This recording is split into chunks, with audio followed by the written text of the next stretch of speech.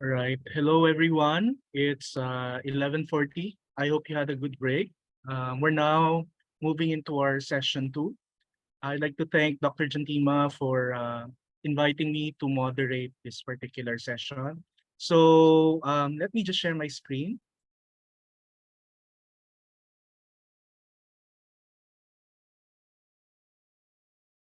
Okay, so for today's session two, I will be joined by two discussants who will be giving comments after each presentation. So our first discussant is John M. Kennedy, the editor-in-chief of AJPOR.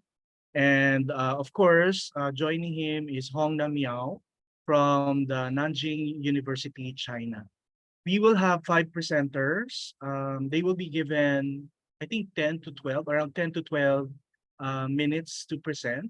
And then after each, Dr. Doctors Kennedy and Miao will be giving their comments. So our first presenter for uh, for our session today is Alexandra Colombier-Vanijaka. I hope I did not murder your name. Pardon for mispronouncing it if I have. She is from the University of Le Havre, France, and her paper is on social order, political power, and face dynamics, challenges of new forms of digital communication in opinion journalism in Bangkok. Our second presenter following her is Yuriko Kono Doshisha, University from Japan. Her paper is on analysis of level of threat to face during parties leaders debates during the 2022 election campaign in Japan. Our third presenter is Anansa Dijan Consumido from Taylor's University, Philippines. Her paper is titled Colorism in TikTok, investigating the role of skin color among Filipina content creators. And then our last presenter is Imran Ssemuddu from the International Islamic University, Malaysia. He will be presenting on leveraging crisis communication to overcome COVID-19 based on situational crisis communication theory. So I hope our first presenter is ready. All right. You may have the floor, Alexandra. Thank you. I'm going to share. How do we share?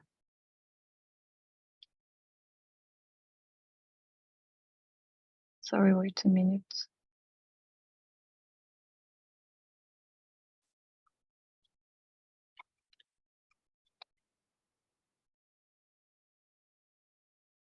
I cannot share my screen. Do you want me to share your yeah, please. Right. Please. Let me do that for you. Thank you.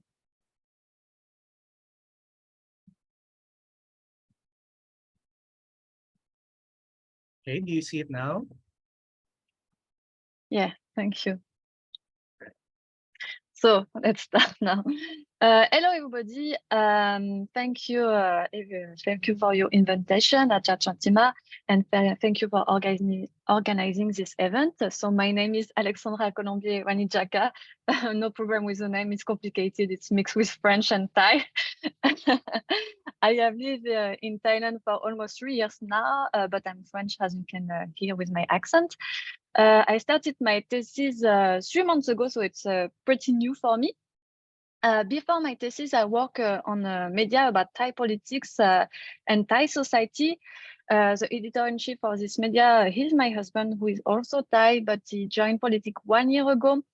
So we had to stop the media because in Thai law, when you start politics and when you have a media, it's not legal. The reality is different, but in Thai law, it's the way it is.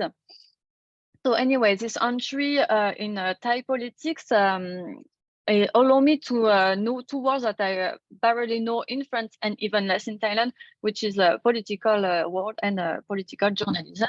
And this meeting between these two words make my thesis the way it is today, which is about which is focused on digital journalists in Bangkok. I'm from. Oh, you can go to the next slide. Oh, this one. Yeah, thank you. So I come from a sociological background, but my disciplinary for my thesis is information and communication science. I do my thesis with the University of Le Havre in Normandy, and my PhD director is Fabien Liénard. So let's talk about my thesis now. I'm going to present you the context, what led to my topic, my problematization, my hypothesis, and methodology, of course, and a concrete example. So the context. You have to know that in Thailand, diversity of media is a pretty recent phenomenon. About 40 years ago, the mainstream media were all controlled by the government, whether directly or indirectly, and they were used as a propaganda platform. The event of Black May 1992, which is an uprising that ended in a violent military crackdown and the fall of military-led government. So this event first saw Thailand's news media challenging the system. So it was not so long time ago. Nowadays, Thailand's news media is more assertive than ever. Witness the protest which happened in 2020 and 2021 in Bangkok, where we were able to see a lot of diversity of media, a lot of different voice, a lot of different tools, and a lot of journalists who used to be a little bit famous suddenly became real famous after this event. But at the same time, the image of the media, even after this protest, remains very negative in Thailand, and many scholars describe them as a full-fledged political actor. So we can say digital disruption, but we cannot really say so far disruption of information. You can go to the next slide, please. That being said, what are we going to focus on in my study? So we focused on opinion leader journalists in the idea that the most visible journalists necessarily have more influence in society. We focus just in Bangkok, not the rest of Thailand. The context of our thesis is upcoming 2023 national election and its repercussions. So it's going to happen. We don't know exactly when, but it's going to happen. The new government, the election for the new government, and the landscape of digital media. Because, as I just say, the protest. When the protest arrives, we see a lot of more and more use of digital media, like a Facebook Live and TikTok nowadays. So we really focus on digital media. So as I say, many scholars describe journalism as a full-fledged political actors. Indeed, there are a real entanglement between journalists with the main political figure and political power orders. And this link becomes the basis of political coverage in Bangkok press. Journalists are seen a very negative way by the public. They are often described as having no interest, no expertise, not representing counterpower on the side of the powerful, or carrying a discourse serving private or capitalist interests. So they still are viewed like a propaganda tools after all. But they also represent something new since not so long time ago. They represent also their own interest. Not only they are political actor, but they are also their own brand. They are kind of celebrity, but at least they are influencer. And we can see that because a lot of journalists, journalism is not sometimes their main job after all. They have their own social media where they share their own ideas, completely independent than the media for which they work for. They have a lot of followers, sometimes thousands, sometimes even million followers. They are more respected sometimes than their media, and they are more followed by than their media. So even if you see digital disruption, opinion journalist leader more and more, and more space to speak, more voice, but still they cannot challenge the system, and sometimes they are part of the system. And one of the reasons is the importance of a strong hierarchical values in Thailand and Thai society. In Thailand, you have to know your place in society. And it's a big problem when you think about political journalism, how to express your freedom of speech, your right as a journalist to have an expertise, to have an opinion, how to speak in front of a politician who is bigger than you, socially speaking, when the social order is more important than anything else. When the social order is more important than journal integrity, you cannot disrupt the information. Even so, media remains the main channel for circulating political speech. They put word into text and act on our individual and collective perceptions. In doing so, they guide us in our practices and in our beliefs, and can participate in the processes of subjection and subjectivation. So now we're going to with all this information, we're going to problematize my topic. So we have four problematization. The main one is, are digital journalists actor or instrument of social order? The second one is, who are these influential journalists? What are their roles, power, and influences? How do they position themselves and behave as a communicator? Third one. And last one, who would the digitalization of political journalism be able to break institutionalized hierarchies? Let's go to our hypothesis now. So we still have 4 hypotheses. I'm going to go very quick because it's long. It's the construction of meaning is indeed the result of the manipulation of symbols. Believe the news media is in the social game, the manipulators and the manipulated. Second one, dominant groups ally with each other to organize communication and information in such a way to reinforce their dominant position. And the journalists are more or less intentionally convey and shape the social structure that the dominant group wants to structure. The third one is the digitalization of the news media reinforces the cult of personality and prevent professional and discursive identity from fully existing. And the last one is digital political news media are configured in the same hegemonic information formulas. Thank you. So my methodology, because I can do a little short note about my theoretical approach. It's not final. It's been 3 months I started my thesis, so it's very new. But I'm going to focus on a socio-communication theory in a Thai perspective, with an important in theory such as symbolic interactionism of Goffman, a theory of social capital of Pierre Bourdieu, but also a theory of social construction of reality by Berger and Luckman. So my approach is very constructivism approach. So now my methodology, because as a young researcher, we should always emphasize the methodology. Still, it's not totally finished, but I'm going to present you the large methodology. So I'm focusing on a focused interdisciplinary, which is a combining of method, insight of 2 or more academic disciplines into the pursuit of a common task, such as my thesis. So the first methodology is a socio-history of Thailand. We draw up the socio-history of the media in Bangkok, in Thailand a little bit too, but especially in Bangkok, by situating it as a state instrument responsible for propagating social and national values based on 3 pillars of Thailand, which is nation, religion, and king. Then to study how this national reference have spread in the social space via the media. The second one methodology is biographical interview with influential journalists, opinion leader journalists.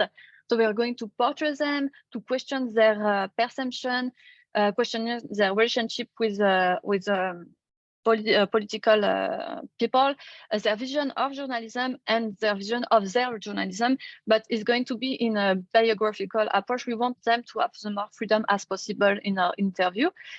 Third one, analysis content. So that is very not final, so I'm going to go very quickly, but it's a quantitative analysis via gesture to illustrate gesture and discourse to illustrate how the verbal and non-verbal language reflects the values and the belief of the journalist and their attitudes toward the object about they speak about. And the last one, it's more qualitative. It's an offline and online observation. By online, I mean the social media of the journalist we study, and offline is event with journalists and politicians to see what is happening in this kind of events. So these observations are more qualitative. It allows us to test the interview and the content analysis. That is to say, to check whether the conclusion drawn by the interview and analysis agree with what the individuals say and do. And last but not least, a concrete example. So I just wanted to go very quickly with an example to represent my thesis. So it's a news which happened not so long time ago, maybe in May, between a journalist and a politician. So in Thailand, cannabis was legalized not so long time ago. By the politician that you can see smelling and smiling at cannabis, which his name is Anutin, is a Minister of Public Health, and is a party leader of a very powerful party in Thailand. His name is Anutin, and the journalist is a famous journalist who worked for a famous media in Thailand. So Anutin legalized the cannabis. Not everybody was happy about that, and this journalist was very not happy about the legalization, and he make it very loud that the fact that he was not happy. He talked about it in his media. He talked about it on Twitter and in different social media, attacking Anutin. And Anutin obviously was not happy about that. He sued this journalist for defamation, but it was more than that, because Anutin had the feeling that he lost his face by being attacked by a journalist, which is, socially speaking, less important than him. So he sued this journalist, and with the particularity that he sued him in every region of Thailand. So the journalist had to go to every region of Thailand to reply to this accusation, and have to spend a lot of money. So the journalist had to do public apologize, and has to delete all his tweets, all this information about cannabis. So, and there are a lot of examples like that in Thailand, but this one is quite funny. And we can ask ourselves, when you act like, when you are a political journalist, but you have to apologize for what you say about a politician because he's not happy with the way you act, it asks yourself, what does it do to information, and what does it do to public opinion in terms of politics and society? And that's it for me. I thank you for your intention, and I put my mail address if you have any further question after this presentation. Thank you very much.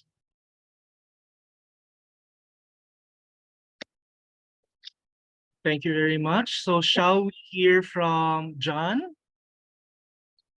Oh, okay. Thank you. Well, thank you. That was a very good presentation, and it covered much more than your original PowerPoint, which I'm very happy for, because some of the questions that I had, you answered it verbally as you were giving your presentation. First, I'd like to say is that I really appreciate the sociological analysis. I'm a sociologist before I was a survey researcher, and I just looking through this, and I thought this was probably some of the most interesting sociology that I've seen in a while. And that, you're attempting something very challenging in a very large way. And some part of me says maybe it's too large, and there's a lot to be done there. But in fact, it really is very thoughtful. It's very comprehensive. It comes across to me as a good project. Somewhat, I don't have a strong knowledge of Thailand, but I certainly understood what you're saying about the social structure and about how dominant groups can control, and even though from what I understand, they don't necessarily always use direct control. There's indirect controls that they use to keep people into their each person in their place. The fact that journalists are trying hard in some ways to break that, I think would be good. But it's also, when I got to the end, I was sort of thinking, well, actually, maybe they're not. Maybe they're just doing the work of the others and not actually doing any more. And when you gave your example here at the end, it certainly says that if they aren't doing the work of the dominant groups, they better, or they're not going to have a very happy life. And so what's going to really happen there, I don't know. It will be very interesting to see next year as you follow this, or this year, sorry, as you follow this, what you'll actually find. I mean, I'm also mostly a methodologist, and really there was only really one thing that I wanted to sort of hear more about was the online and offline observations. How much of it? When will it start? When will it end? Because sort of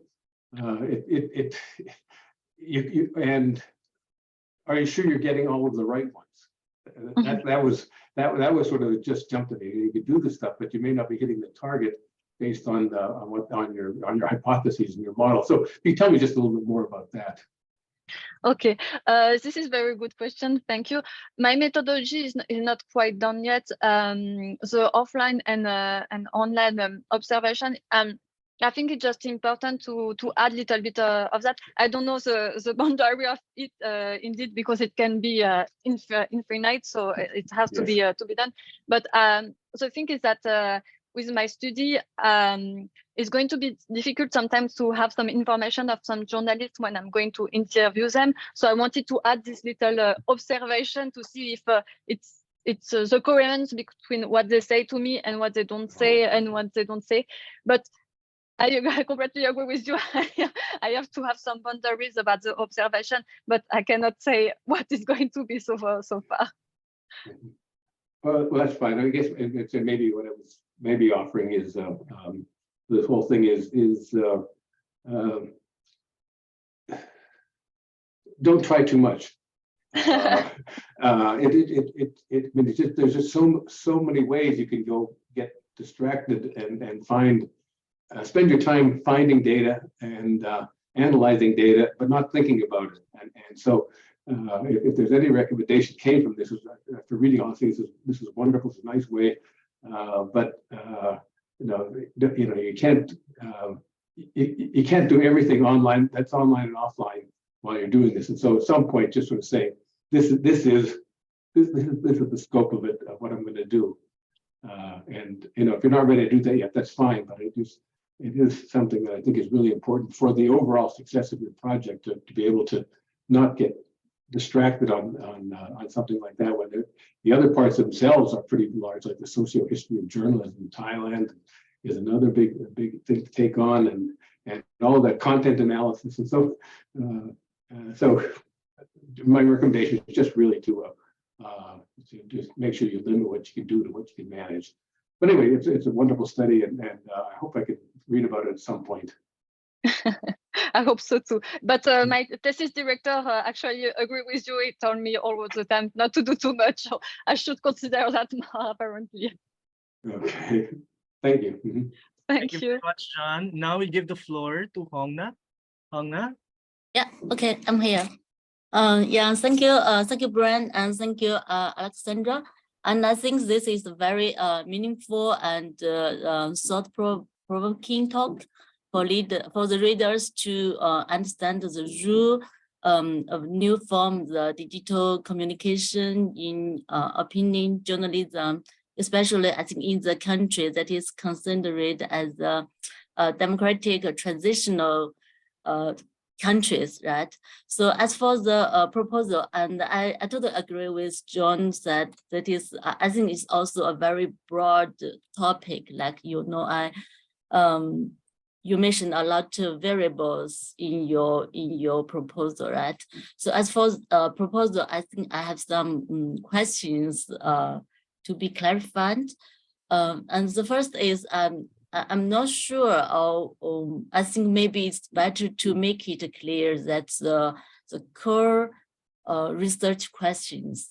I mean, usually after the literature review, we expect a much clearer statement about the relations between core variables, right? And I think you mentioned a lot of variables like the identity, the social order, and the discourse images, and also like the social status, and also the traditional values, and even the global digital factors in your proposal. And I think just like the discussion in the last session, sometimes we cannot include all the variables in one research. So maybe I think it's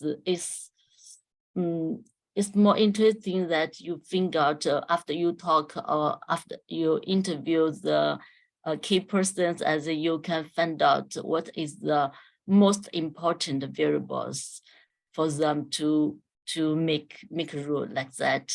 And cause, like you said, that is a very complex relationship, right? So and also that means the project is very like difficult.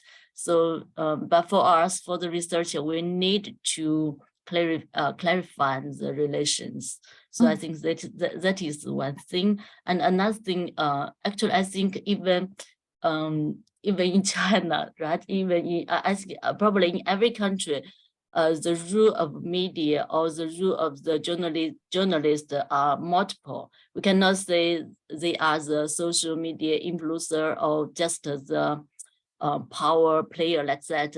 Sometimes they are both. And I think the more interesting question probably is under which conditions they are much more like that, the power player, or in which conditions they are much more like influencer like that.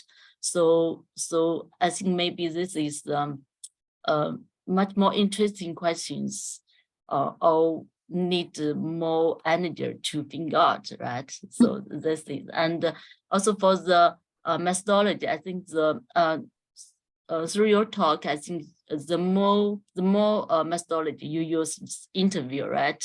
And another is observation, right? Online, offline observation. And for the interview, I'm not sure, because this is just the very draft proposal, right? I didn't see how many opinion leader journalists you want to interview, or do you have already some plans for that?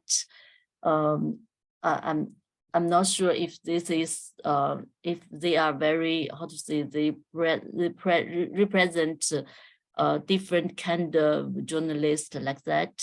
So do you just keep this in your consideration? Yeah, and yeah, that's my some questions about your proposal. Yeah. About the methodology, I haven't finished my list of journalists, but they all represent very different sensitivity, different media, different opinion, different background. So they are going to have a plurality of opinion media, because after all, in Thailand there are a lot of diversity of media, a lot of different voice. Just the information is not that much diverse, but in terms of journalists, I'm going to take the most important, like I did research about the most follow media, most follow journalists, and I'm focusing on the most follow people. If it answers to your question. A lot of work to do, yeah. Good luck. Thank you, Hongna, and thank you, Alexandra. And maybe an ethnographic perspective, I think it's fascinating you're looking at this topic, but you are basically looking from the outside in. No? You're not born in Thailand at some point, and you're going to interpret behaviors, right, of journalists and politicians and all that. So maybe you want, look at from a cultural perspective, how the interpretation would be affected by your subjectivity? That's a very interesting question, and it's a question I ask to myself every day. Well, it's difficult. Obviously, as a young researcher, I'm going to put a little bit of my culture and my ideas, but it's something that I try the most as I can to be very neutral. I born in France indeed, but I know Thailand a lot. I speak Thai. My husband is Thai. It's been 3 years I live in Thailand. So of course I'm going to have this little problem of French cultural aspect, but really I try to be as much neutral as I can. And the more I learn about Thailand, the more I read about Thai history, Thai society, the more I put myself outside of my research, and I take the most neutral way I can be. Thank you very much, Alexandra. So we now move to the second presenter, Yuriko. Are you ready? You may now share your slides if you have it. Yes, with I'm here. Okay. me too. I can share your slides on your behalf. Oh, There you Can go. you see? Can you see on my slide? Okay. Yes. Okay. Hello, Hello everyone. My name is Yuriko Kono. I'm PhD student in Doshisha University in Japan. Today I'm talking about my ongoing study. It is about analysis of level of threat to face during political party leader debate in the 2022 Japanese election campaign. And this is the timetable.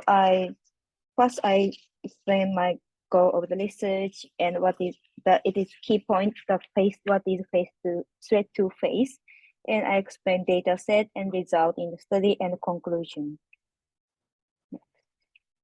My study's goal is to examine the characteristic of political party leaders debate in Japan, and second, to identify the effect of threat to face on elements related to the leaders, include affiliation with either the ruling or opposition parties, and their tendency to interviewers question. And next, I explain the key phrase, the threat to face, and what is face. The face is based on the concept of face is based on face theory by Goffman, and the face is regarded as individual social standing and reputation and dignity. And in the political interview in Japan, interviewer tried to specify and explain the news or detail about the topics through the question. So the question have threat to face in the situation, and interview try to protect own face so they do not answer the question. And in the political leaders debate, I consider the situation is fit to in the debate. And this is the data set. The data, the center of this paper was collected during two broadcast debate on the internet, and the internet program regularly broadcasting during the election campaign. And I identified 31 question and answer during the 22 Japanese election campaign, and with the participation of 9 political party leaders, sorry. And I mentioned about the research method in short. The methodology used is based on Feldman and Kinestad's previous research. And this is the result of analysis. And number 1 to 29 is opposition party leader asked to other political leaders. But in this case, mostly asked to ruling party leader Kishida, and 27 to 31 is coalition party leader asked to others. So the coalition party leader is Yamaguchi and Kishida. And in this debate, most political leaders asked to Kishida that he is ruling party, the Liberal Democratic Party's leader, and also he is prime minister. But only National Democratic Party leader. It is the opposition party. Is Tamaki asked to other opposition leader. He asked to. He asked the other opposition leaders Matsui. The question threat to face is highest, and also Tamaki asked to Kishida's question is highest threat to face. And other question, the Matsui, the opposition party leader, asked to Kishida, also the threat to face is highest. And the study is ongoing, so I need to more consideration about this result. And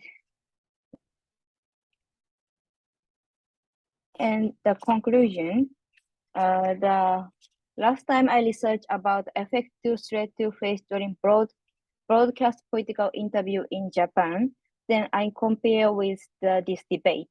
And the level of threat to during such debate is higher in the 2002 debates than the political interview on regular TV program in Japan. And also, opposition party leader question strategies aim to appeal their own policy or to attack the ruling party with debasement. And it is possible to relate with the situation during election campaign for each party, examine the tendencies of the party's political strategies. And lastly, this research is a case study, so further data should be collected to establish our knowledge of election campaign debate and their nature and effect. And I like to develop this research more. So if you have any question or comment, please give me or send to chat. Thank you for listening.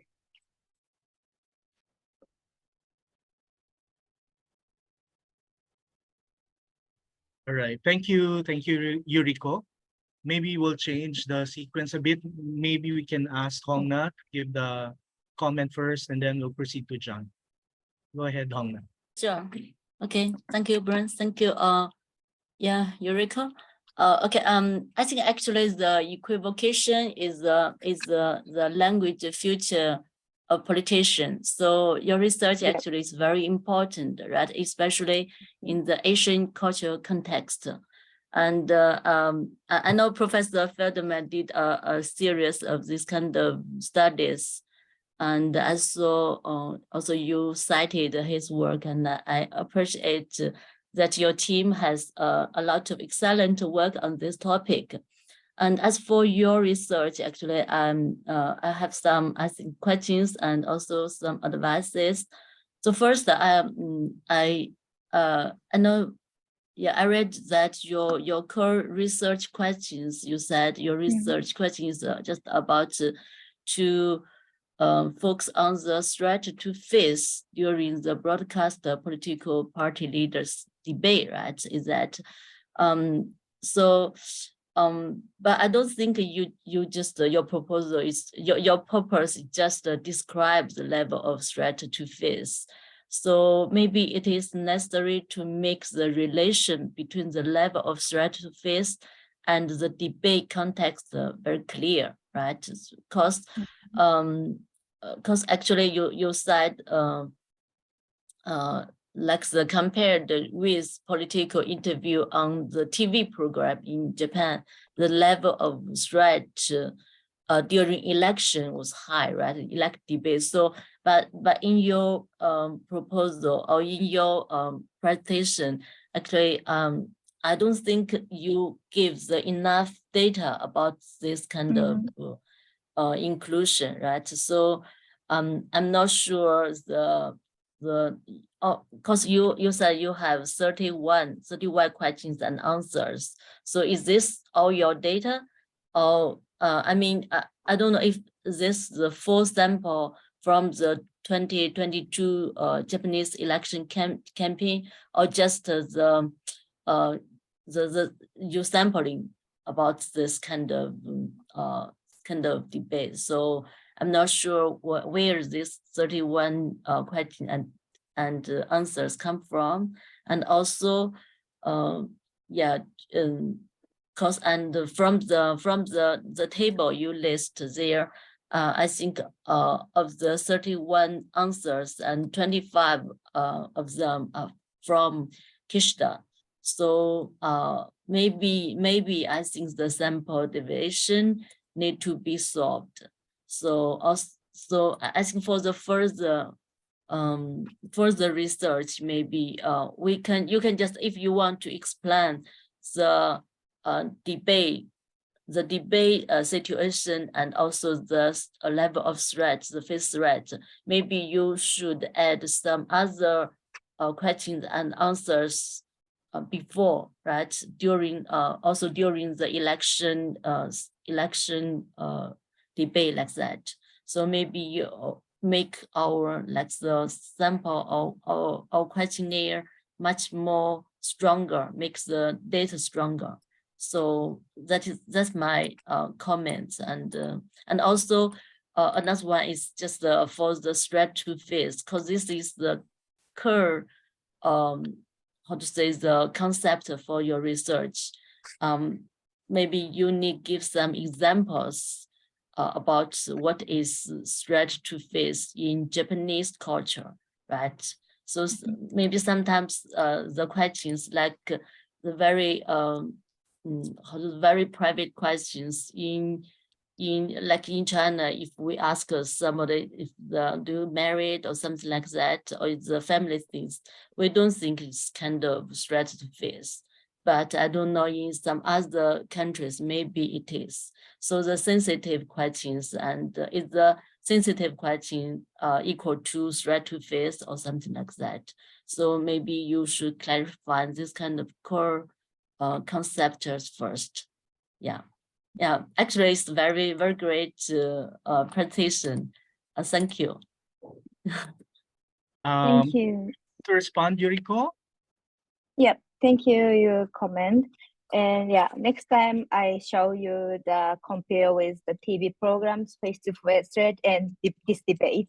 And also I want to explain I want to show the example of face-to-face threat, but I think it's not time, so this time I cannot show you. And also, yeah, that you said the 31 is not enough. I think so 31 the question answer is not enough. So I try to collect more debate data, and I try to for example, now I collect 2022, but also in Japan the election is held in 2021 also. So I analyze about it, and I collect the data, and I reanalyze about this topic. Thank you. Thank you, Yuriko, and thank you, Hongna. And now proceed with John. John? Thank you. I enjoyed reading this one too, and it really is a very interesting topic, and one that I'm sort of just learning about in various ways about how this happens. I have to say that Hong Na anticipated many of my questions. The questions about face, about the 31, and the thing, and I thought, you know, so you can see that both of us were seeing this as sort of a challenge to the research at this point, but it's certainly one that I suspect that you're not going to have any trouble fixing at all. The other was you were going to do some interviews, not just the debates, and analyze them. And the question I had was, are you going to use the same methodology, or somewhat the same methodology, to look at the interviews as you did the debate, or it would be something different? And I really have one other question, and this is sort of what the whole time I was reading this is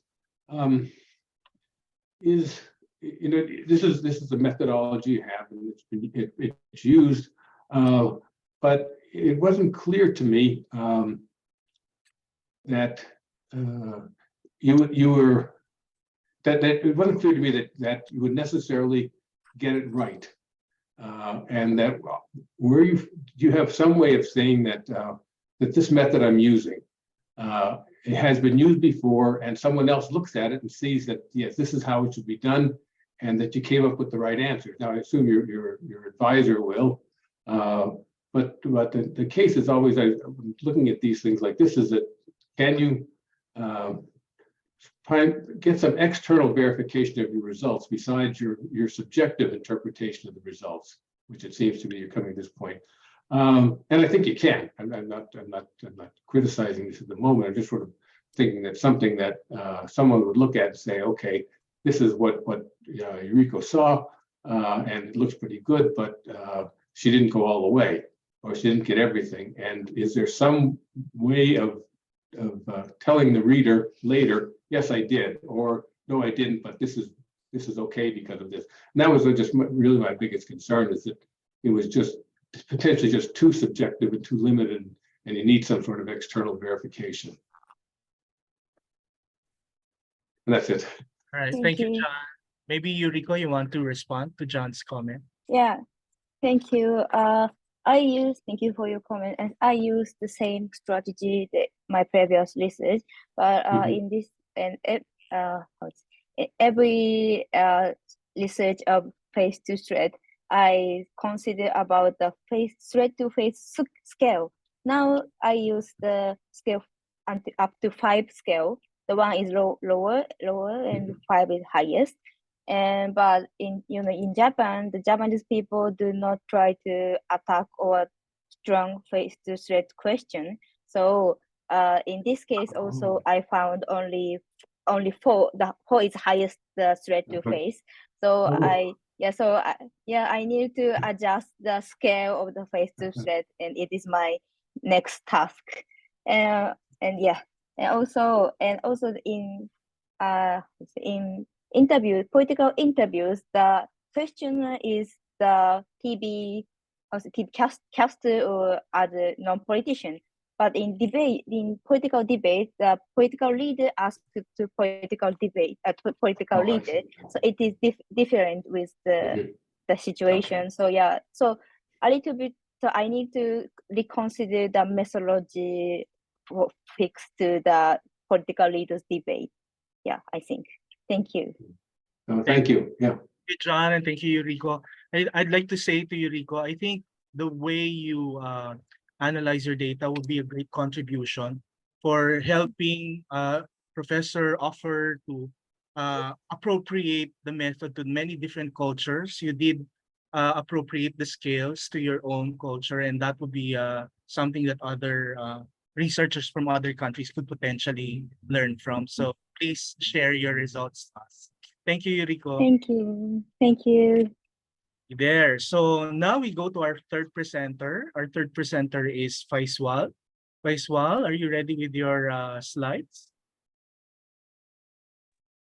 Oh, yes, I am ready. Go ahead. Okay.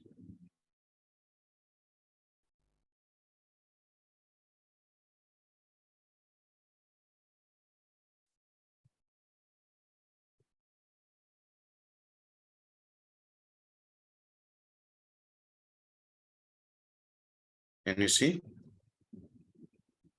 Yes, we can see it. Okay. My name is Faiswal, and I am from the Department of Communication, International Islamic University, Malaysia. My topic is on passive effects of campaign materials on voters, where we apply the we study the third-person effect using the social distance corollary and social identity theories. I'll try to give you a little bit of background. Of course, we all know what a third-person effect is all about. It concerns highlighting public's opinion on how media messages affect them or their understanding of events that happen during elections. And then the assumption of the theory is that I am not influenced, but you are their third person is influenced, or they are influenced, as Davison actually put it. A little bit of background also in the Malaysian election.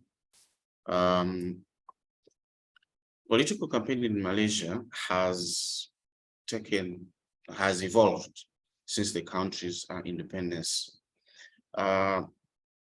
Political parties employ different strategies to campaign for their candidates during elections.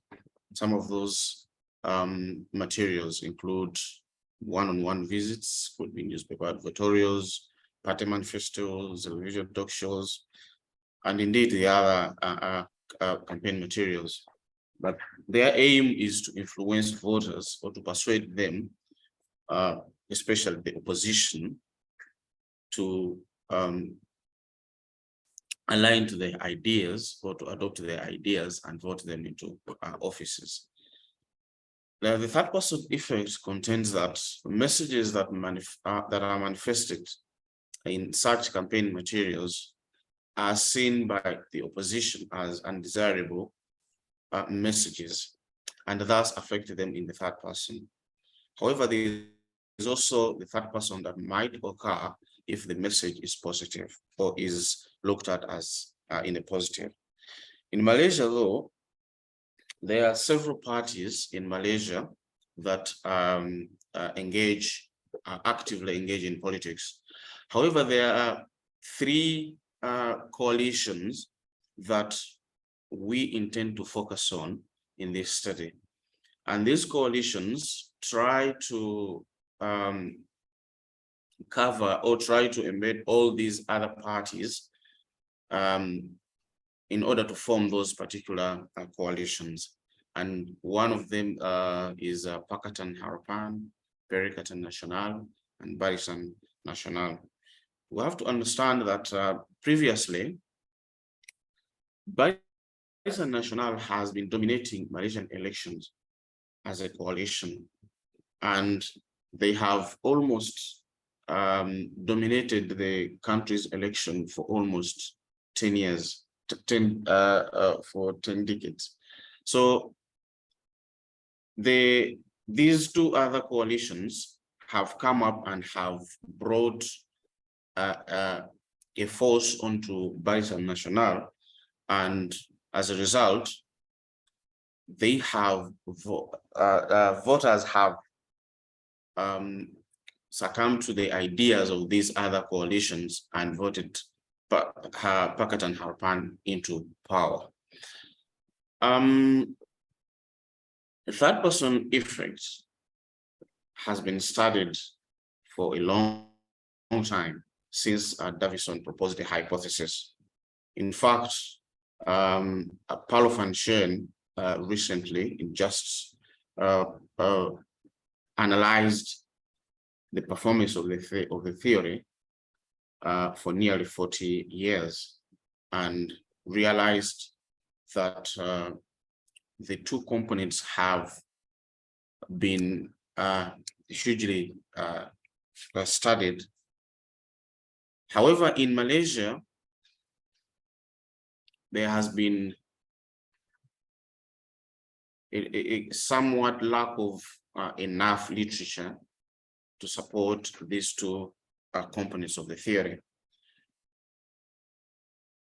For example, Zhang and Low analyzed the theoretical and methodological patterns of the theory and found a huge gap in research, although with a slight growth in political communication, but also an emerging interest in pornography as subjects of interest.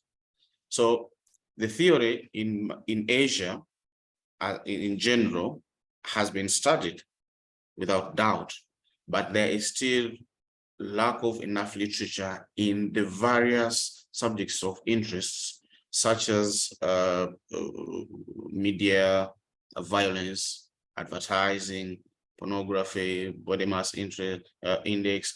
There are several subjects that have not yet been studied. In Malaysia, though, available literature reveal also a huge gap in research, where majority studies still are in political communication and barely none in other subjects of other theories.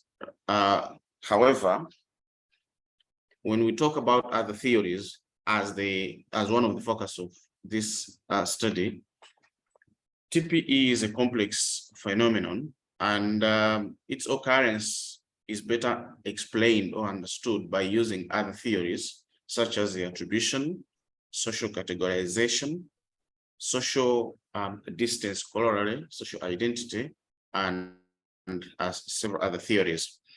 In Malaysia, however, there are few studies in Malaysian context that have used other theories to explain third person, though the occurrence of third person theory. However, in Asia, we see there are some studies that have tried to do that in order to explain how third person effect occur. Therefore, the absence of such studies in Malaysia give us a firm ground to conduct the current study that attempts to significantly add to the body of third person effect literature. The focus of this study is on using social distance corollary and social identity theories to explain the occurrence of third person effects using the just concluded November 2022 Malaysian election. We will also investigate the susceptibility of the others as a comparison group to the perceiver or to the self, as we know that that person goes more on the self and the other perception gap. So we will use the dimensions of gender, race, age, economic status, and voters' education background to study or to understand how third person effects or how they affect the occurrence of third person effect. These demographic variables are quite new in Malaysia because we, in searching for various literature, we didn't find much of studies that study such variables to understand the occurrence of third person effect. So we introduced them as somewhat new variables that differ in shared characteristics to understand how the phenomenon is understood or occurs. The study will also examine perceived behavior, political cynicism, and closeness to political parties as also new variables that have not been, I don't want to say not been, but from the literature that we have tried to look for in the Malaysian context, there are really hardly studies. There are no studies that study the perceived behavior effects of the third person effect.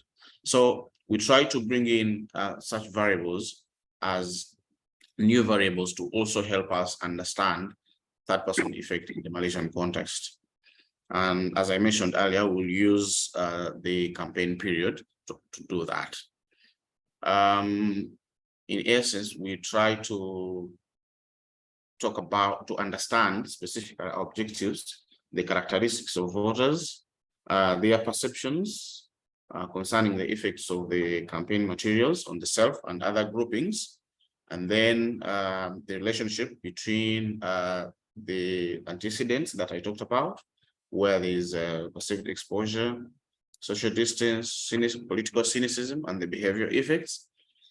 We'll also determine whether voters from marginalized groups are more susceptible to the effects of the political campaign materials than the other groups.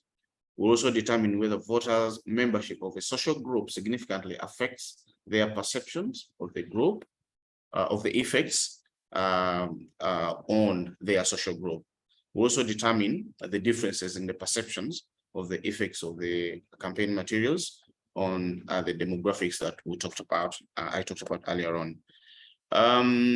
This will just help us to understand the occurrence of third person effect, where the mediated messages, as we can see, has no great impact on me and you, but has a greater impact on the others or on them.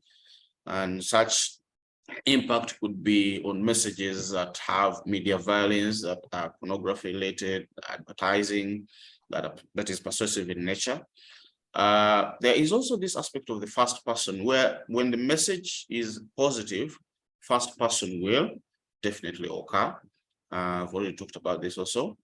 Third person, as we know it concerns these two components, the perceptual and the behavior components. We'll also try to highlight more about that.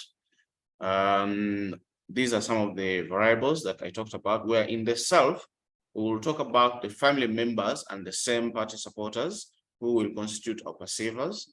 And then the others, we will use Bogatas's classification of the others to in his social distance scale to understand, to construct the groupings of close relatives, close personal friends, own party supporters, and then the opposition party supporters, as well as the uncertain voters.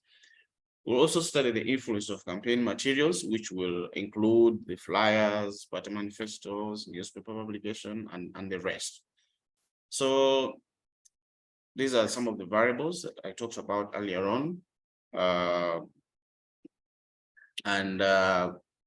This is just the concept, the conceptual framework, how we intend to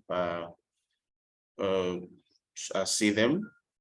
And then the hypothesis, we talk about how the supporters of Pakat and Harapan would perceive PH campaign materials as used in the elections to have a greater influence on themselves, like I mentioned earlier on, which will constitute the family members and same party supporters than the other political coalitions that I mentioned earlier on, which are the BN and PN. And the second one, the PN, will exactly do the same. The BN also will do the same to other political coalitions. And then the fourth one, where supporters would perceive that the effects of the political campaign materials increase as the social distance from the self of the comparison group also increases. That will constitute our social distance. And then there is that relationship that we'll also study about political campaign materials used in the elections and the perceived effects, behavior effects rather.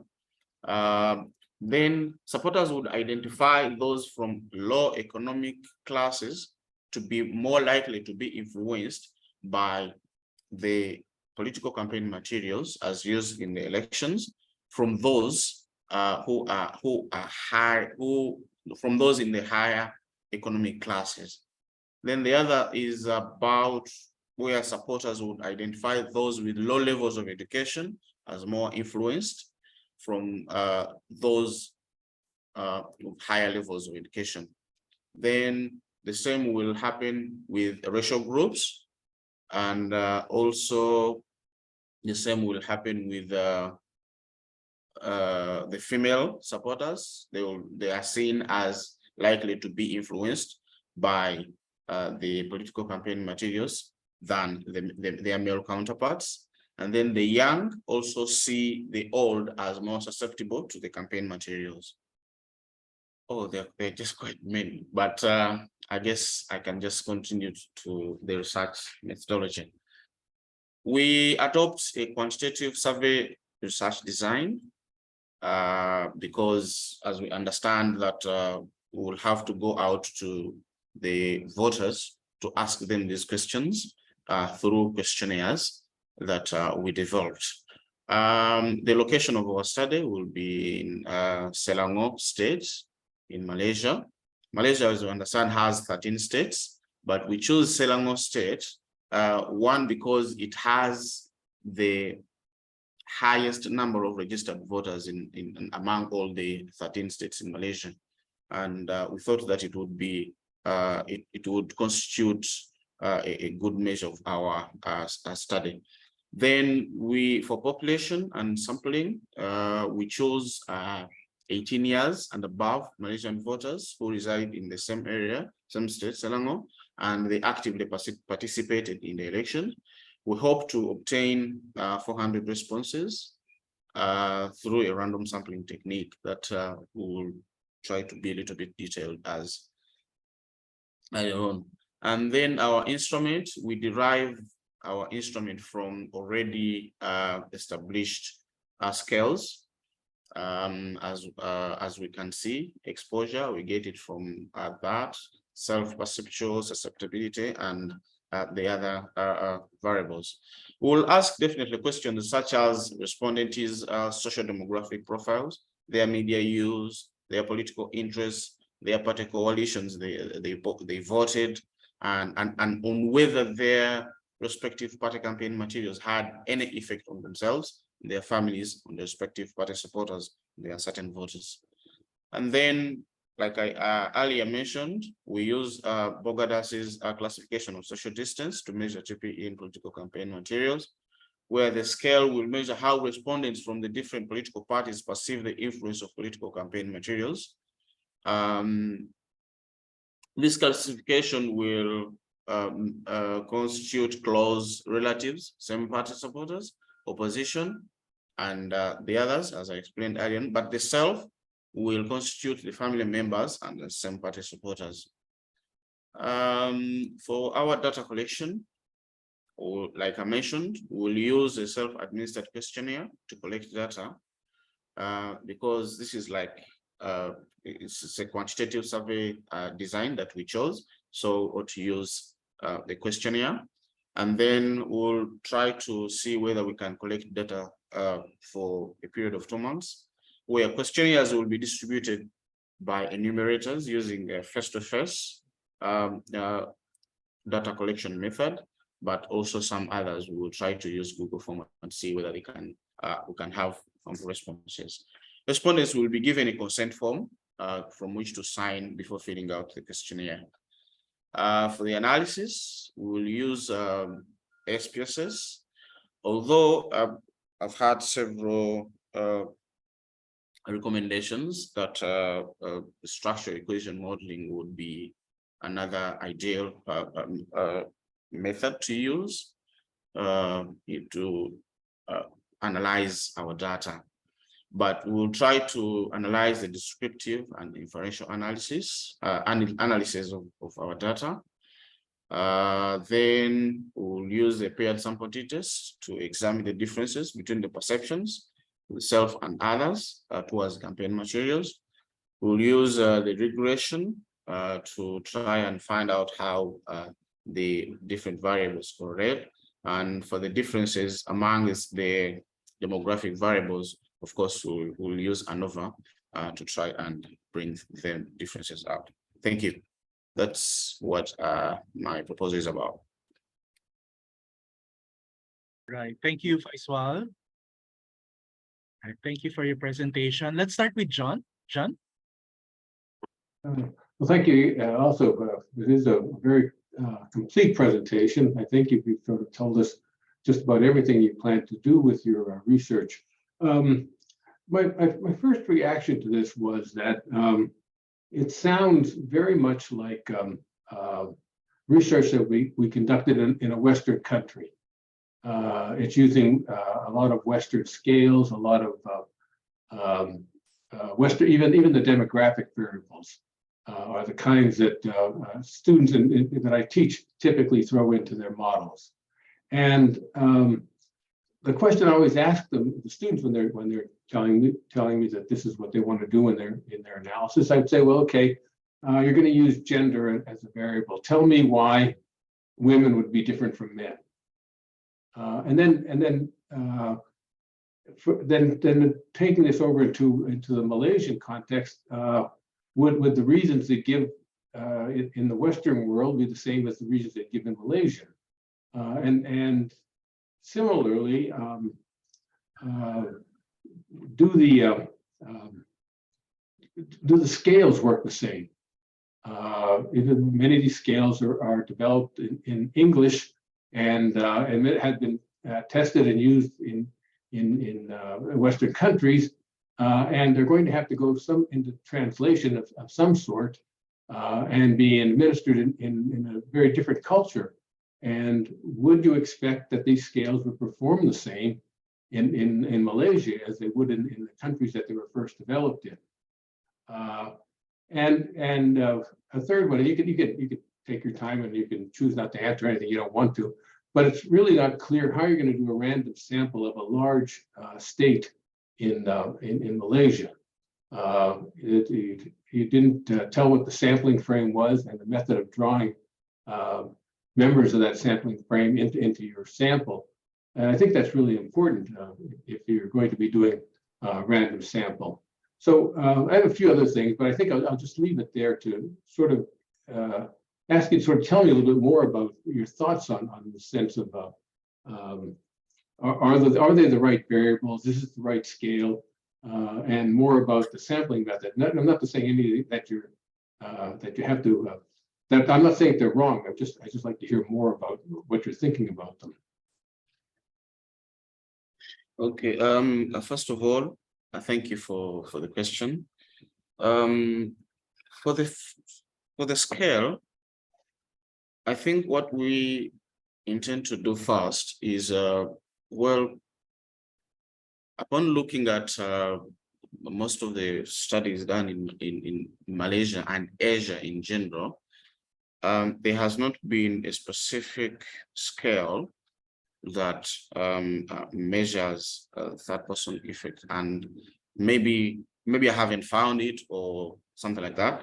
But majority of them, they use scales definitely from the Western perspective, as you mentioned.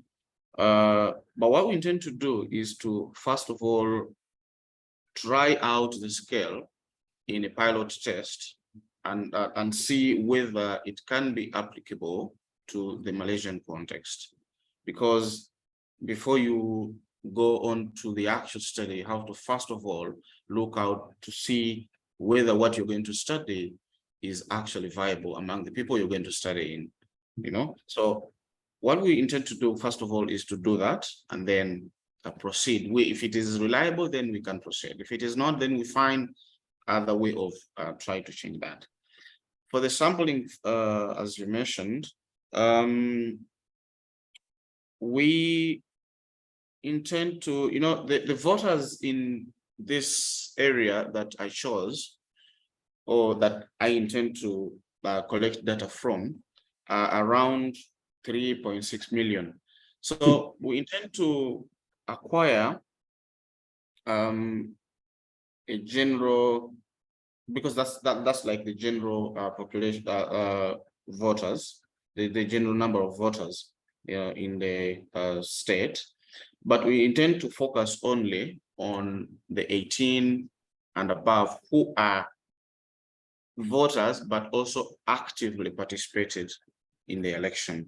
And how we intend to find out whether they are active, whether they actively participated, is by asking them the questions. And our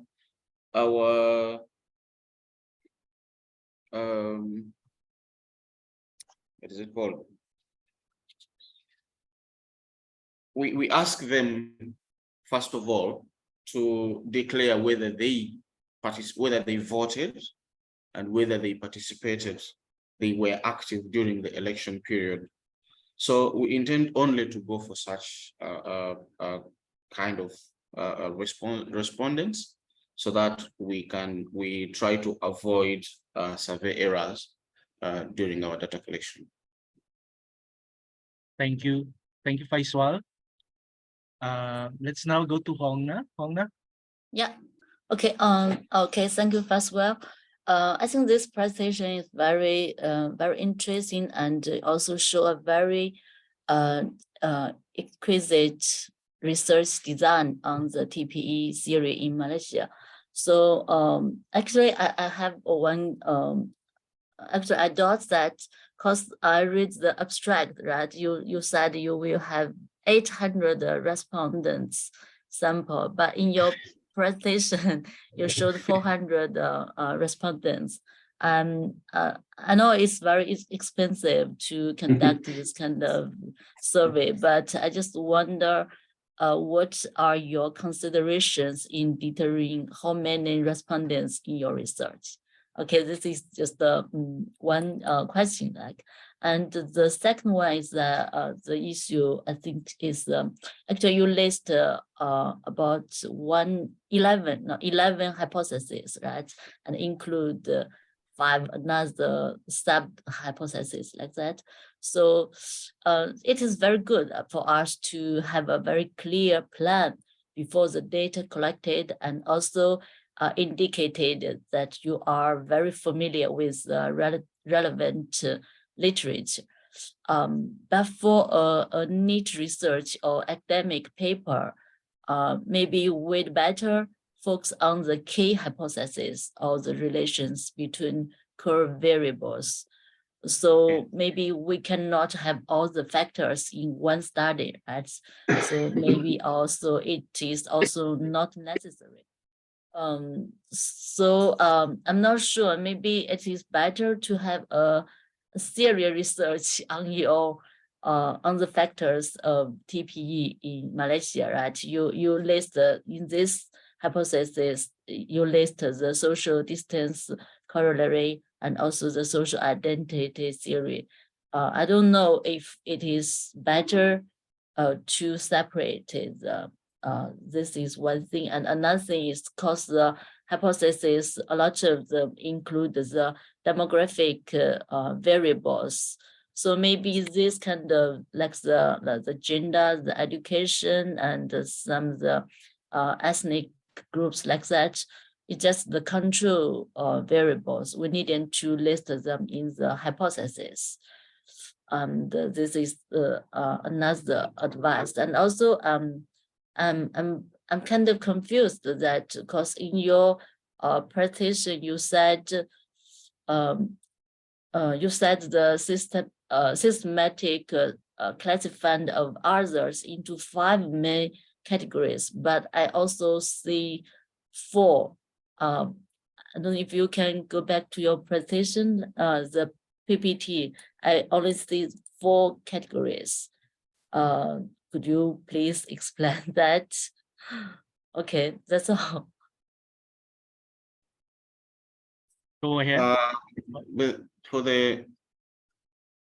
when you look at the measurement, I say there are 5, and there are 5 because the first one is close relatives, 7 same party supporters. That's the second one. The third one is opposition party supporters, and the fourth one is uncertain. Okay, there are 4. 1, 2, 3. Oh, 4. Okay, the fifth one, I think I forgot it, but close personal friends is the fifth one. Sorry about that. It's an honest mistake, but I've noted that. For the respondents, it's an honest mistake in the abstract. 800 is really aiming so high. I don't think I can raise them, but you never know. But my intention was 400 and not 800. It's a glitch in the abstract. And okay, your suggestions and the recommendations, I also noted them on whether to separate the theories, as you said. And on the issue of the demographic, I also intend to, I actually intend to do a full paper basing on the demographics, so that and see whether they can be separated on their own.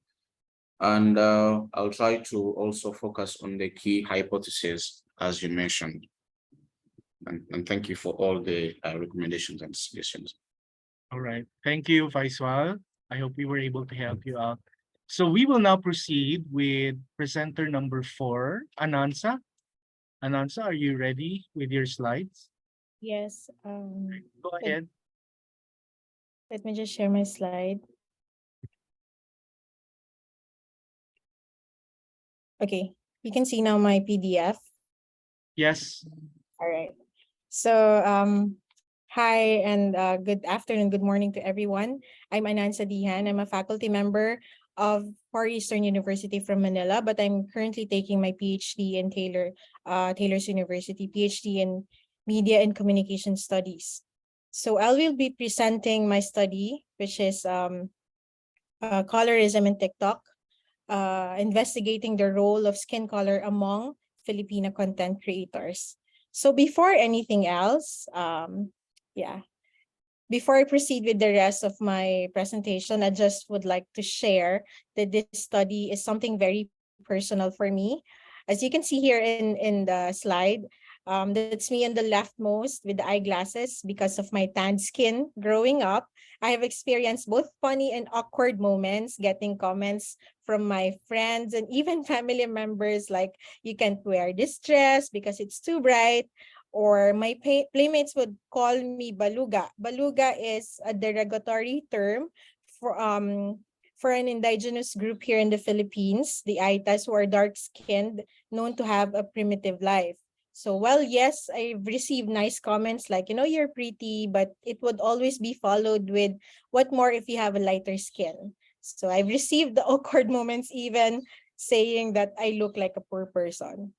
So the unfortunate fact is that I've received most of this, as mentioned, from my friends and even from my relatives. While I know that they don't probably mean to hurt me, somehow that their messages stayed with me. And until now that I'm still curious on what my skin color means to me and to the people around me. So yes, this effort, it's not just something academic, it's also a personal inquiry. So there. So when I was thinking of my topic, at first I thought of the original topic was narratives of young Filipino women and colorism and the role of Philippine TV on the perception of self-empowerment. It's a phenomenological study. It sounded like an interesting topic, but when I started reading, I have discovered that that the things that I've already knew, that perhaps we already knew, that number one, there's an obvious overrepresentation of light-skinned personalities in TV, and it's not a surprising fact anymore. And second, there are discriminatory stories of women with darker skin, and this is happening worldwide. Again, it's something common already. And then in the middle of my reading of related studies, I was thinking that this topic might not be something worthwhile to look into for a 3-year PhD program, because the answer might be something too obvious. And lastly, I've asked my students in FEU if they're still watching TV, and it's no surprise that they said no, because they're all online. Hence, it gave me an idea. And I've also read several articles already talking about how colorism works in the physical world, but not so much in the online community. In that regard, I have now a more focused and perhaps a little more interesting topic, which is colorism in social networking sites, particularly in TikTok. I wish to investigate the role of skin color among content creators. So why is... Merong ganun? Hello? Yeah. Could you please mute your microphones, please? Thank you. All right. So why is this something worthy to study? First, studies indicate that Filipinos spend a lot of time. They spend more than 10 hours online, and almost half of this is spent on social networking sites.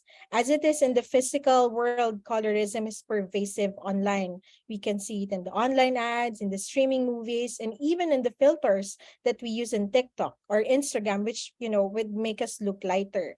And what we see in traditional media is most likely visible too in their online channels. So while we see it's happening, there's not much scholarly inquiry investigating on how colorism is experienced in social networking sites. Also, it was assumed that algorithm and online platforms play a critical role in perpetuating discrimination. For example, I would follow a white beauty content creator, someone with a lighter skin color. The platform will suggest more creators of the same feature. Thus, it lessens the chance of those with darker skin color for their exposure and space online. So in the US also, there are news that TikTok content creators claim that those with lighter skin colors are able to get better engagement, better brand partnerships, and even higher pay from their brand owners. Hence, it led me to study on this one. So my research objectives are how do Filipina content creators experience colorism in TikTok? And what role does their skin color play in their job as a content creator? So I've started doing some related studies. First, literature has established that colorism is pervasive in media, particularly in entertainment media. For example, in Hollywood, we've seen that there's underrepresentation of those with darker skin complexion, and those with lighter skin color have higher likelihood to be hired, not just on screen, but also off screen. This is also evident in Bollywood. There are also studies indicating that colorism messages are present in media targeted even to media targeted to children. There's this in Amar Chitrakatra's mythological studies. It showed, or studies showed that dark-skinned male characters are associated with violence and brutality, while the light-skinned characters are linked to divinity and compassion. And the same stereotype is also seen in a American cartoon series, Proud Family, which is targeted to the children. There are also a lot of studies investigating discrimination against those with darker skin, and that light skin is seen more as someone beautiful, and they are afforded better opportunities.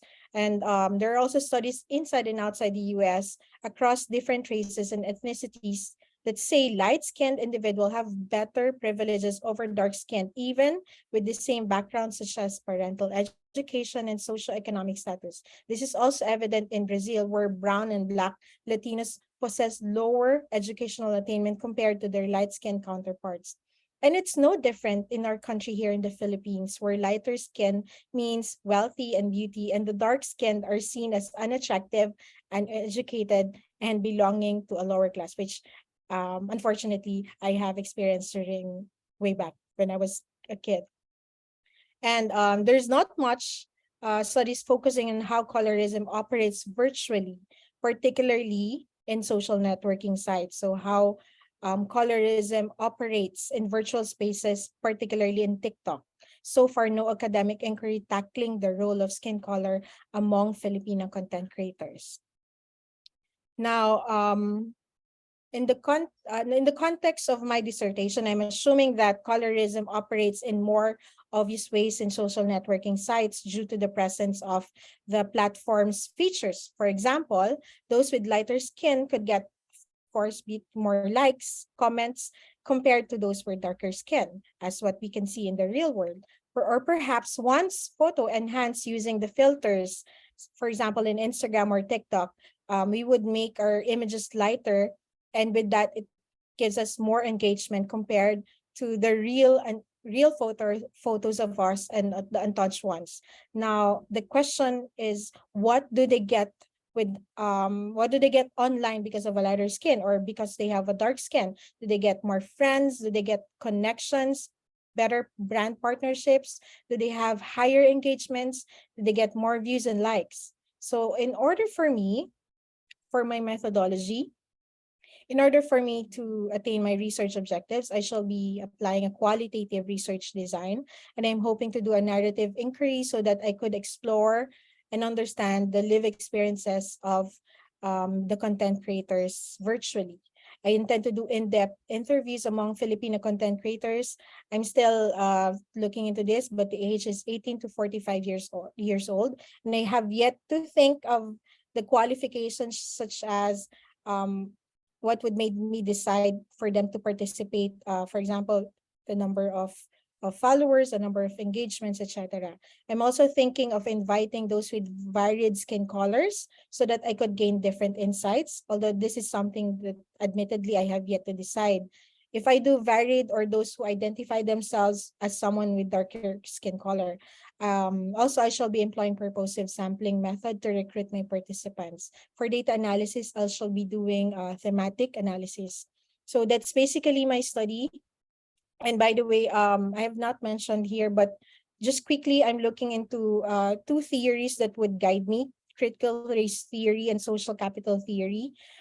Critical race perhaps look into in terms of race and power relations in certain institutions. In this case, social media platform, where content creators compete for space and exposure. And I could also look into social capital theory, because I think content creators and their work has a lot to do with social capital, the kind of relationship that they build because of their personality, their content perhaps. And I think their skin color plays a big role in this. So that's it for me. And there. I would love to hear your thoughts. All And right. Thank you, Anansa. Let's start with Hongna. Sorry, Hongna. Yeah. Okay. Okay. Yeah. Thank you. Thank you, Anasta. Actually this presentation yeah bring us the colorism into virtual community. I think it is of great interest and significance in our digital area. So after I read through and I hear your presentation, actually I just I think it's very intriguing, and also the topic is very crucial, right? But with your methodology, you said you want to the in-depth interview about the like the use how to 12 to 15 Filipina content creator. So because your topic or your research question actually is about the how this kind of creator experience colorism, right? And also what role does their skin color play in their job, like that. So maybe I think the interview, if you just include the content creator, maybe we will get some division content, I think. And so probably we should include the users of social media include, right? So cause for the, just like you said, right? As the social media, cause everybody can create, watch and share. And I don't know, cause you use the, like the literature review said the skin color will actually impact their social life, like the education, the wealth, like that. But if there are a lot of, like the, we can say the dark skin population in the country, but so maybe their audience or their users is much larger. So I don't know if this kind of, do they have this kind of impact on their content? And this is one thing is about the interviewee. I think you should, or you better include the users of the social media. So we'll mix our data much more complete. Yeah, and also the second thing is because you also give us only give us the very brief questions. So you mean the how do Filipina content creator experience? I don't know, you mean how what kind of aspect of this kind of experience, like the discrimination or connection or engagement? I think maybe we need more detail to think of how experience, right? This kind of things. And also for the second research questions, you said the role does the skin color play in their job. So maybe as the content creator, we should see the skin color, how the skin color expects the topic they choose when they have the creator, and also the means they use. Do they use a lot of video or just the words? You know, we can just, if they just use the words to write something, maybe you cannot tell what color of their skin. So maybe that is something is also makes some difference.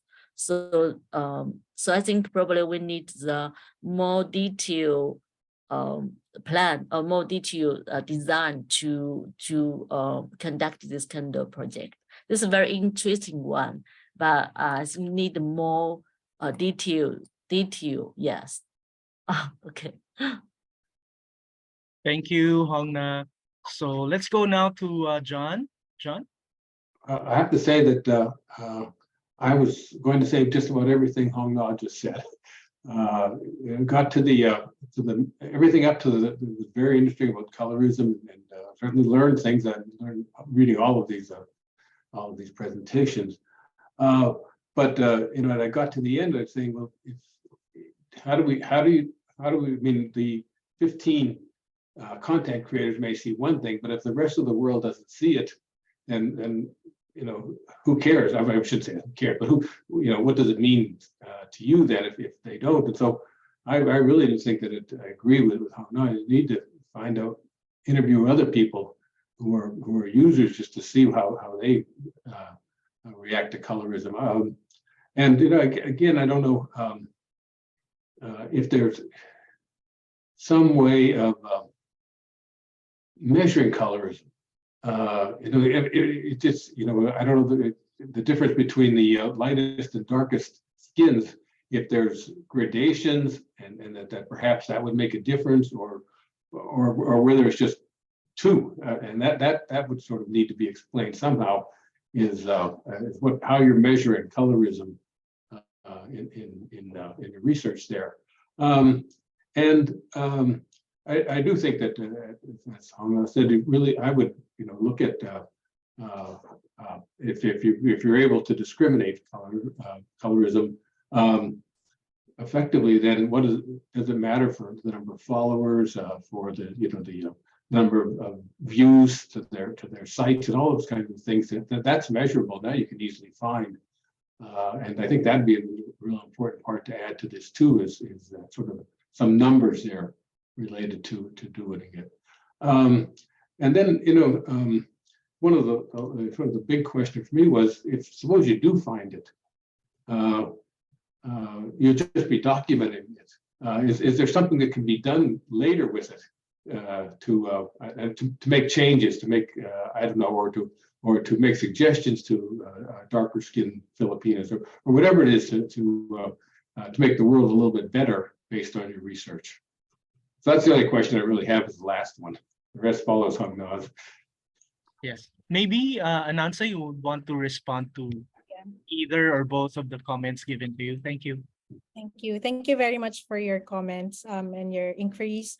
First, I've looked into including the users or the viewers or the other participants into the study. I'm just checking other studies on how I would include them in terms of making it seamless and not study a lot of things, or and you know, having different thoughts. So I'm looking into the methodology of using ethnography. Maybe instead of interviewing the users, perhaps study how they reply online, how they, you know, the number of likes, what kind of response do they give to certain content creators with varied skin colors. So I'm looking into that.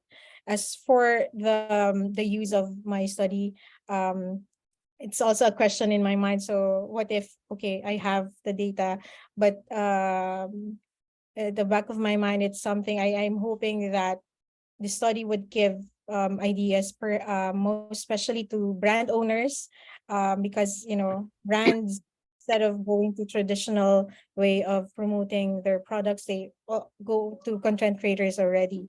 And I'd like to advocate for diversity in online spaces. So, and give perhaps exposure and space for those with darker skin colors. So there. Thank you, Anansa. I'd like to share a bit of what I thought about when you were sharing. First, maybe it would be good to see what particular kinds of contents actually predispose certain content creators to colorism. Maybe that will help shape your sample. And also, in terms of who are the main audiences, so this will have something on followers or subscribers, no, that will potentially have a say as to who these women are that you will be interviewing. Right. Thank you, Anansa. Thank you. Right, so let's now go to the last presenter, Imran. Imran, are you ready? Are you there, Imran? Yes. Okay, go ahead. You may now upload your slides. Thank you.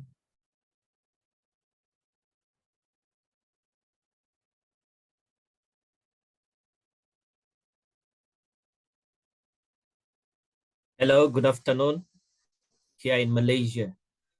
Can you see my slide? Yes. Let me enlarge it. Is it okay now? Yes, it's there on screen. Okay. Good afternoon, everyone. And I hope you're doing well. Without further ado, I'll dwell direct to the topic, and that is leveraging on crisis communication to overcome COVID-19 based on situation crisis communication theory. And my name is Imran Ssemuddu from International Islamic University, Malaysia. We're gonna discuss about the problem statement, then I'll go to the research objectives, research questions, literature review. I give a theoretical framework, methodology, and a few aspects from the references that I organize. Regarding the problem statement, many institutions have applied communication during the COVID-19 pandemic, just like we have all witnessed. However, little was done to expand the usefulness of this communication, to increase awareness, reduce reputational damage, and overcome the environment.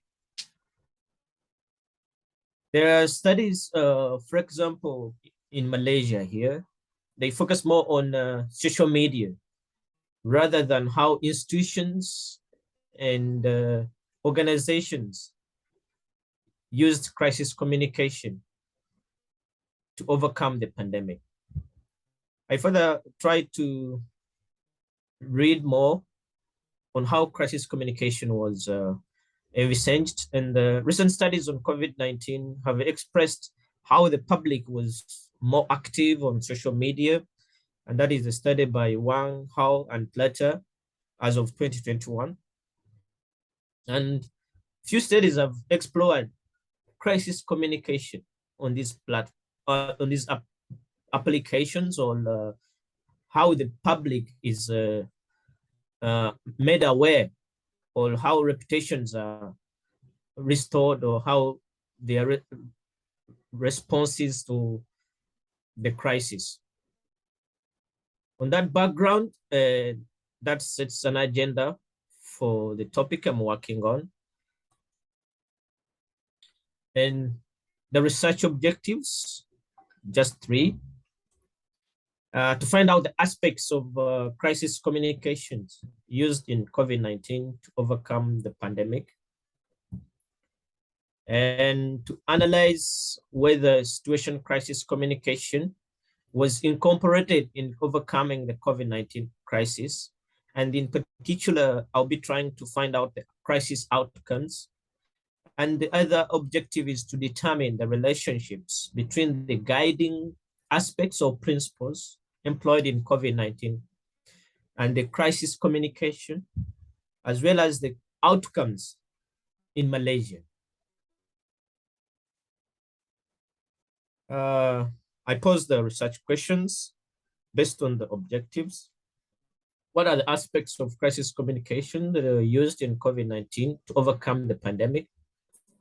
Was situation crisis communication theory incorporated in overcoming the COVID-19 crisis? And what are the relationships that we are guiding between the principles of crisis communication, the COVID-19 crisis as well, and how the social crisis outcomes were observed in Malaysia. So that's another relationship that I would love to find out. Just on the literature review, the COVID-19 pandemic, just as we had the first speakers regarding, I don't have to dwell how the pandemic was and how it started. So I'm just saying that it demonstrated critical requirement of how effective crisis communication can be. With infectious diseases spreading heavily, then the public needs to follow the strict protective measures. Furthermore, crisis communication techniques do ensure that providing information through media with the details they want and need, ensuring that the public is, if well informed, able to act upon the recommendations, and ultimately maintain trust in crisis communications.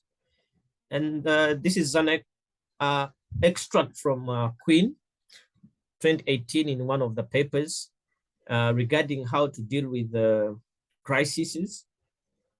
And Aslam and others as of 2020 stipulate that the concept of crisis communication addresses the grievances that occur during crisis situations.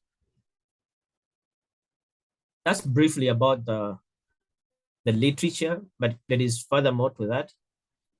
Then I will take you through the situation crisis communication theory. And this was developed by Timothy Combs in 1995, although it was also advanced in 2007, but I'll use the original situation crisis communication theory. That the theory resonates with the importance of crisis responsibility as a resource that enables institutions handle reputation threat to come with the situation assessment during crisis or crises. The theory as well describes the link between victims, accidents, and intentions. These are the clusters of crisis communication theory. In this regard, victims, which I will be focusing on, are the organizations, the public, and basically institutions, because this is something we all faced, just like a natural disaster, and it wasn't our making. So this is how the theory comes in, reflecting the role of crisis communication in acting, support, and providing assistance to all stakeholders. Basically, I've tried to communicate how this theory resonates and how I want to use this theory to try to find out how crisis communication was used during the COVID-19 pandemic. Methodology, the sample population, I'll focus on Malaysia, and the sample size will be institutions, organizations, basically to find out how they actually try to use crisis communication. And in this case, use sampling, random sampling, selecting potential managers or who were actively involved in at the forefront of COVID-19 crisis. You can look at institutions like businesses and universities. So I'll be looking at such people, and I'll be collecting data through an online Google self-administered questionnaire, which I'll be sending to these target people.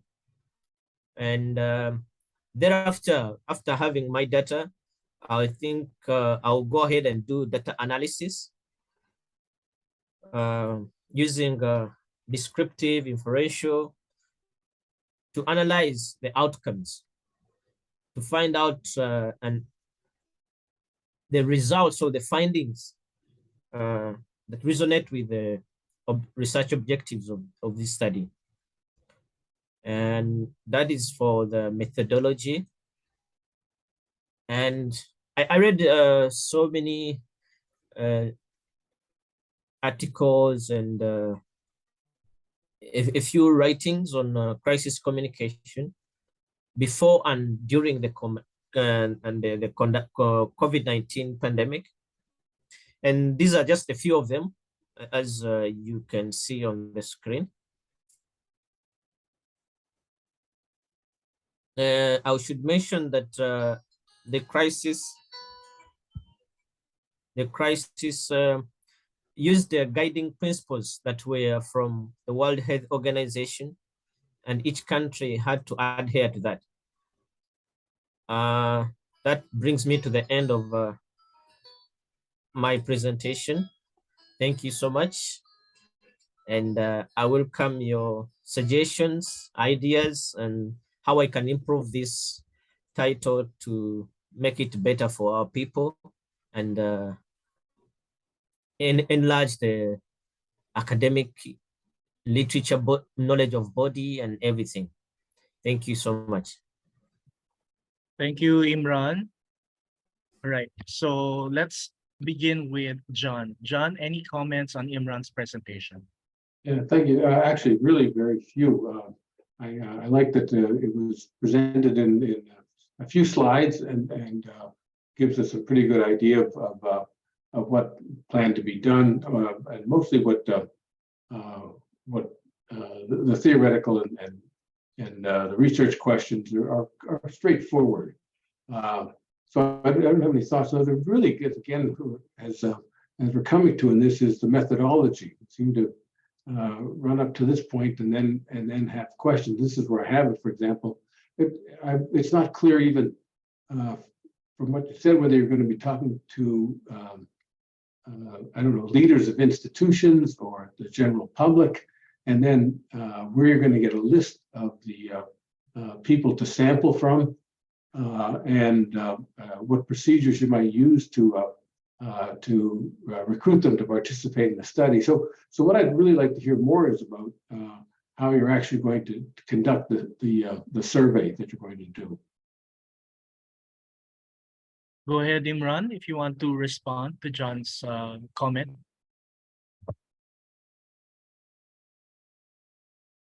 Imran? I'm here. Go ahead. You want to comment? Yeah. Well, like I said, it's going to be more to the administrators, because they are at the top of how to manage crises. The public is more to how they respond, and this is where most research was on public, how people reacted on social media. But how did the managers, how did the people, the institutions, for example, my university, Islamic University in Malaysia, how did it handle everything? So I want to look at these people, ask them, and find out. So I'll do this randomly to different institutions, organizations, and businesses. So I will collect as much as I can using a questionnaire. Thank you, Imran. Let's now go to Paul. Hello. Okay. Thank you, Brian. Thank you, Imran. Yes, I totally agree with John about the methodology about the survey. So for me, I think this presentation, actually the topic is very timely and also of great significance for understanding the crisis communication and public opinion toward COVID-19 in Malaysia. Because communication is really quite crucial for the crisis perception. But as for the proposal and the presentation, I think there are still some details need to be clarified. First, I didn't see the hypothesis of this research. So when the author said this paper intended to investigate whether the communication employed was appropriate to address COVID-19. So I'm not sure, do you mean the communication strategy or the communication content or something else? Because for every research, we need to very careful about the concept, right? The core variable. So when you say the communication, so what do you mean here? This is the first one for the concept, and also how can you test whether the communication is appropriate? So do you want to test the effectiveness of situation crisis communication theory, or what kind of variable will you be included, like the public support or public trust or satisfaction, like that? So this variable, yeah, I can understand, because this partition is very probably is the draft one. So I think this the questions, the variables you need to take into consideration in your further research, right? So what kind of communication and how to test the effectiveness, and also just like John mentioned before about the survey, maybe I think this proposal has two kind of different questions, right? First is about the crisis communication. What kind of communication they use in the COVID-19? And the second actually is about the reaction of the public. So which one do you focus on? Because in the when you mentioned the objective of this research, you mentioned the crisis communication, also the public reaction. But for me, I think this totally different research. If you want to research the crisis communication, I think maybe the interview is better than survey, right? You can interview the government staff and also the journalist or someone else to ask during COVID-19, what kind of strategy do they use to communicate like this? And but if you want to research about the reaction of public, so maybe you can use survey to test what's their opinion about this kind of communication, and is this kind of communication effective? So I think in general, the proposal, the topic is very, very good. It's timely and it's very, give us a lot of significance, but also we need a lot of details about the concept and also the methodology. Okay, that's it for it. Thank you, Brian. Thank you. Thank you, Hongna. Maybe Imran, you want to respond to Hongna's comment? Thank you, Brian, and I thank you, Miss Miao. I don't know if I say it right. Yes, maybe to clarify, I'm not looking at the public. I'm looking at how institutions, how organizations, how maybe businesses communicated using crisis communication, because this is where it resonates more. We were in a pandemic and it was a crisis. So crisis communications is perfect. And how did these institutions do their best to communicate? And this is looking at the reputation management, looking at stakeholders, because this is all about the managers. This is what crisis communication is. You want to manage how the public looks at an institution, how it handles things, and whenever there is a crisis. So basically, it is the outcomes.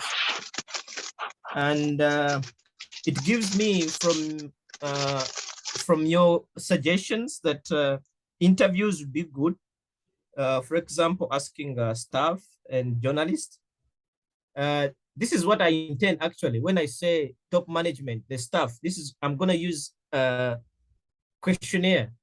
I'm gonna design questions on crisis communication and how the theory was used in terms of the victims who were actually, I think, as we know, most organizations, most businesses and institutions, some closed, some are still in big debts. They were actually affected. So I'm looking at them.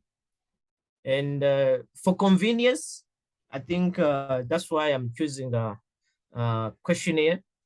But maybe I can as well take your suggestion, and maybe I could write something about how the public reacted to this crisis communication. For example, most people were hostile towards how police was managing, how the Minister of Health was conducting, how the government was responding. Some people were furious because their loved ones were dying and all this, and some businesses were retrenching staff in a crisis, and people are losing their jobs. So this could be something I could work on for future. And if time permits, maybe interviews could do well. And I really appreciate your suggestion. I didn't include the hypotheses here, but I have them in because I had to make it a bit within 5 to 10 minutes. Yeah, thank you so much. I don't know if I've answered all the questions. Yeah. Thank you, Imran. I hope our discussion I'd like to thank our two discussants, John and Hongna, for giving their opinions and their comments on the different papers that were presented to us by our 5 presenters, namely Alexandra, Yuriko, Faiswal, Anansa, and Imran. Good luck on your research and on your writing. We hope to hear from you after. But before we end, let's have a little photo opportunity. Let's open our cameras. So I'd like to ask CAPOR to please open camera, please.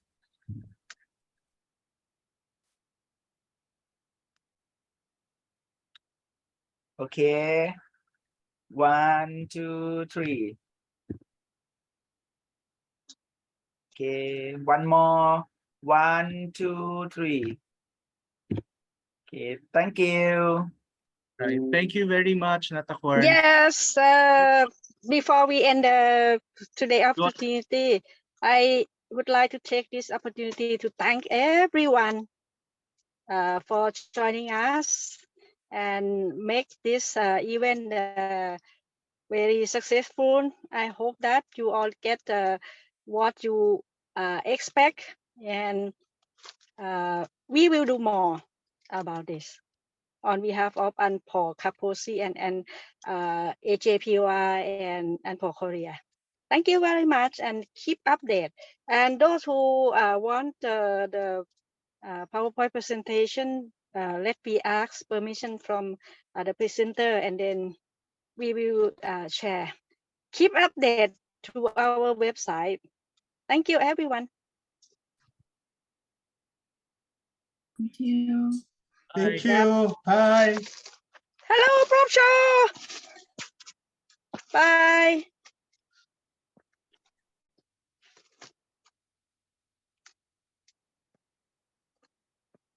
Okay.